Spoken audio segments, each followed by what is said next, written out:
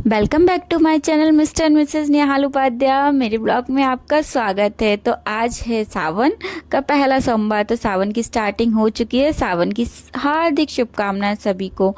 तो बस वही आज मैं घर आई काफ़ी दिन बाद, क्योंकि मेरे जो है प्रैक्टिकल चल रहे हैं। मेरे घर की हालत कुछ ऐसी थी, तो आप देख सकते हैं। आके मैंने जल्दी जल्दी झाड़ू पोछा किया, उसके बाद मुझे पूजा करनी थी, मुझे दोबारा से कॉलेज के लिए निकलना था। तो बस यही है, मैंने आज मेहंदी लगाई हुई थी और अब मैं पूजा कर रही हूँ। मैं सावन के जो सोमवार है पूरे महीने पार्थिव शिवलिंग की पूजा करती हूँ, क्योंकि सावन में हम विशेष कृपा, शिव जी की विशेष कृपा पाने के लिए सावन के महीने का व्रत भी किया जाता है, पूजा भी की जाती है। तो सावन का महीना बहुत स्पेशल होता है शिव भक्तों के लिए, और शिव जी की पूजा तो हर घर में होती है। तो बस वही मैं मिट्टी के पार्थिव शिवलिंग बना रही हूँ। तो जो मिट्टी होती है वो हमेशा हमें अपने घर के गमले, क्यारी या किसी भी चीज़ से लेनी चाहिए, पर तुलसी के गमले की मिट्टी कभी नहीं लेनी चाहिए, क्योंकि वो हमारी शिव जी की पूजा में वर्जित होती है। तो बस मैंने एक स्वच्छ मिट्टी ली और उसमें हल्का सा गंगा जल मिलाया, और अब मैं पार्थिव शिवलिंग का निर्माण कर रही हूँ। मैं वहाँ से अपने नहा धोकर ही आई हुई थी।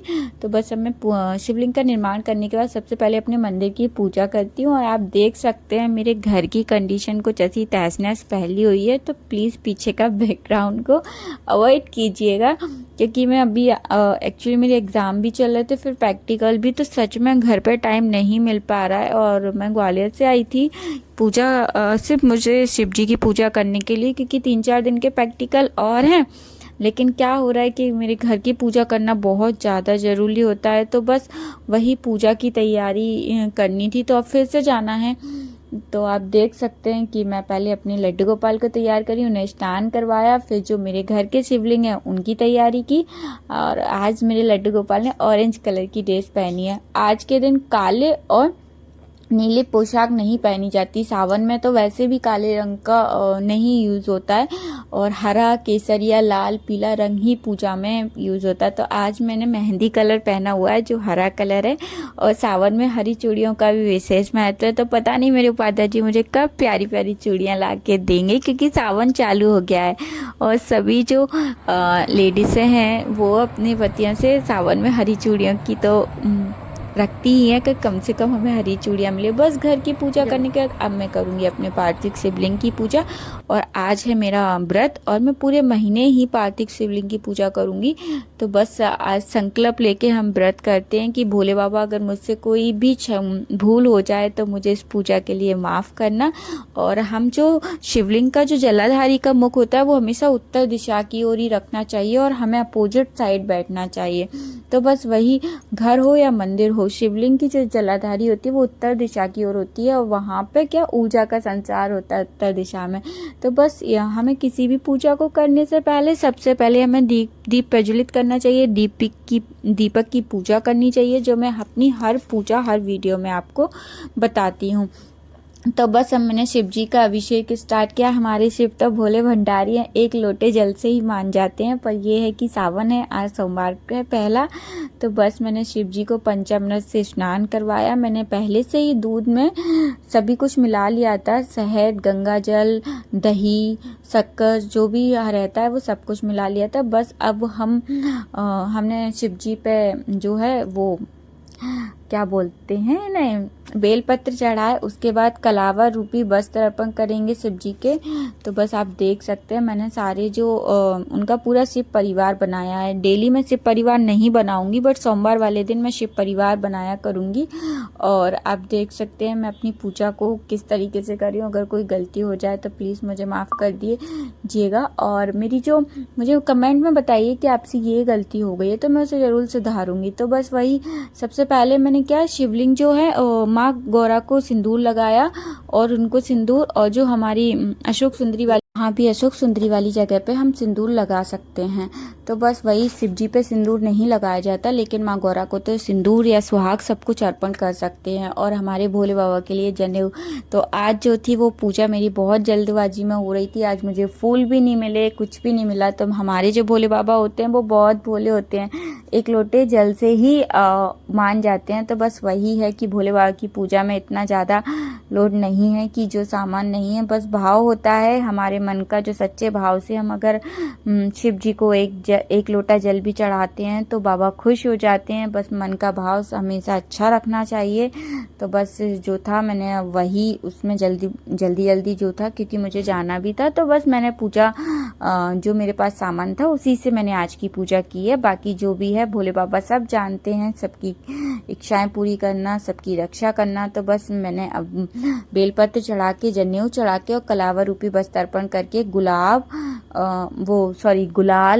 चढ़ाया, अबीर चढ़ाया और भस्म, स्पेशली भस्म मैं काशी विश्वनाथ से लेकर आई थी, क्योंकि जब भी मैं कोई अभिषेक करती हूँ या भोले बाबा की पूजा करती हूँ तो मैं वहाँ की ही भस्म का यूज़ करती हूँ, काशी विश्वनाथ की। तो बस इसी प्रकार से मैंने आज अपने भोले बाबा की पूजा की, शिव जी की आप देख सकते हैं। और उस पूजा करने के बाद बस अब फल चढ़ाया। भोले बाबा को सफ़ेद चीज़ें बहुत पसंद होती हैं, सफ़ेद फूल, सफ़ेद दूध से बनी हुई मिठाइयाँ और ये सब बहुत बाबा को प्रिय होता है। तो बस आप देख सकते हैं मेरे पास अभी सिर्फ यही फल था, तो मैंने वही फल चढ़ाया और बाबा जी से प्रार्थना की। दक्षिणा हमें जरूर चढ़ानी होती है, क्योंकि बिना दक्षिणा के कभी कोई पूजा नहीं करनी चाहिए। तो बस दक्षिणा भी हमने चढ़ा दी। और संकल्प, कोई भी हम पूजा करते हैं, व्रत रखते हैं, तो भले ही पंडित हमारे पास हो या ना हो, लेकिन हमें स्टार्टिंग संकल्प जरूर करना चाहिए। ये बिना संकल्प के पूजा मान्य ही नहीं होती, ये हमारे शास्त्रों में लिखा है। तो बस हम स्वास्तिक बनाते हैं और अब हम आरती की तैयारी करेंगे। अब आरती की तैयारी करने से पहले एक छोटा सा जो हवन होता है वो जरूर करते हैं। मैं सावन के सिर्फ सोमवार में हवन करूंगी, डेली से पार्थिव शिवलिंग की पूजा करूंगी, लेकिन जब सोमवार का व्रत आएगा तो उस सिर्फ सोमवार में हवन करती हूँ। बाकी मैं पूरे महीने पार्थिव शिवलिंग की पूजा करूंगी, सिर्फ पूजा ही करूंगी। हवन सिर्फ सोमवार के दिन ही करना चाहिए हमें। बाकी विधि विधान पूरा यही रहेगा, पूजा की विधि पूरी यही रहेगी और बाकी सिर्फ हवन सोमवार को ही होगा बस। तो बस आप देख सकते हैं कि मेरी पूजा कंप्लीट हो चुकी थी। मैंने बाबा से बस प्रार्थना की थी कि बस अपनी कृपा बनाए रखना। माँ गौरी से भी प्रार्थना की थी कि अपनी कृपा बनाए रखना। सावन का जो सोमवार होता है वो लड़कियां इसलिए रहती हैं कि उन्हें मनचाहा वर मिले, और सच में मेरा इनसे कनेक्शन बहुत है, क्योंकि पिछली बार जब मैं सावन के व्रत रही थी तब मेरी पादा जी से शादी नहीं हुई थी और उसके बाद ही मेरे को पाद्या जी मिले। और सबसे बड़ी बात क्या होती है, जो सुहागिन स्त्री इस व्रत को रहती हैं या इस सावन में जो पूजा करती हैं, उस पर माँ गौरा और शिव जी की असीम कृपा बरसती है। उनका दाम्पत्य जीवन बहुत ही सुखी रहता है। तो हमें शिव जी के साथ गौरा मैया की पूजा भी अवश्य करनी चाहिए पूरे सावन में। इससे हमारे जो दाम्पत्य जीवन होता है उसमें सुख शांति आती है और हमें शिव गौरा जी का आशीर्वाद जरूर मिलता है। तो बस अब मैंने आरती की तैयारी कर ली थी।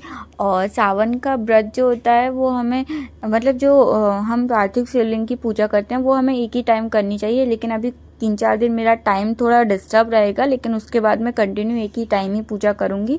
और जब हम इसका जो रहता है विसर्जन का, तो वो हम या तो 10-15 मिनट बाद कर सकते हैं, या शाम को सूर्यास्त से जो प्रदोष काल का समय रहता है उसमें हम विसर्जन कर सकते हैं। तो हमें पर डे ही विसर्जन करना चाहिए। मोस्टली क्या होता है, मैं हर साल इकट्ठे करती जाती हूँ शिवलिंग और लास्ट वाले दिन हम लोग नदी पे जाके विसर्जन करते हैं, लेकिन इस बार मैं साथ ही पर डे विसर्जन करूंगी। तो फिलहाल आप देख सकते हैं मैं छोटा सा हवन कर रही हूँ। मेरे पास हवन की जो साकर होती है वो नहीं थी, और जो जेंट्स होते हैं वो घी से हवन करते हैं, जो लेडीज होती है वो साकर से हवन करती हैं, लेकिन मेरे पास अभी अवेलेबल नहीं था, क्योंकि आपको मैं बता रही हूँ कि बहुत जल्दबाजी में पूजा हो रही थी और मुझे पूजा करना बहुत ज़रूरी था। तो बस वही मैंने घी से ही हवन किया और अपने जो मंत्रों का जाप था वो जाप उच्चारण किया, और बस बाबा का आशीर्वाद लेने के लिए जो भी पूजा में छूट मतलब जो रहता है ना, जो भूल जाते हैं, उसके लिए सब बाबा माफ़ करें और बस अब अपना आशीर्वाद हम पर, हमारे पूरे परिवार पर बनाए रखें। तो बस अब मेरा हवन हो चुका था, अब मैं आरती की तैयारी कर रही हूँ। और मेरे भोले बाबा की आरती से पहले हर आरती से पहले हमें गणेश जी की आरती करनी चाहिए, और हर पूजन से पहले हमें गणेश जी का पूजन जरूर करना चाहिए। तो बस मैं सबसे पहले गणेश जी की आरती करूँगी। गणेश जी की आरती के बाद अपने शिव जी की आरती करूँगी। और आज है सावन का पहला सोमवार, तो बस अब हम सावन के सोमवार में अपने भोले बाबा से जिसको जो मतलब जो इंसान जो मांगे भगवान जी उसको जरूर दें और सबका सुहाग अखंड रखें। माँ पार्वती जी अपना आशीर्वाद सब पर बनाए रखें।